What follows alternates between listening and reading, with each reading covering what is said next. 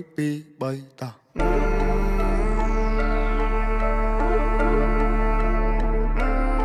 អញអត់ដឹងនិយាយមួយពួកឯងមិញពួកឯងឈួតអើយពួកឯងស្ដាប់បននេះដាក់ subtitle ណាស្ទើរខ្មែរថៃដីខ្មែរអត់ត្រូវការអ្នកណាមកថៃជំនួសពួកចោលឆ្លៀនពៀនបើមិនងាប់ក៏វាអាចរបួសតជំនាន់អ្នកចោលសៀមរឿងសង្គ្រាមគឺវាឃ្លានហួរដើម្បីដល់អំណាចស្រ័យជេរចាចអញខ្មាស់គេជំនួស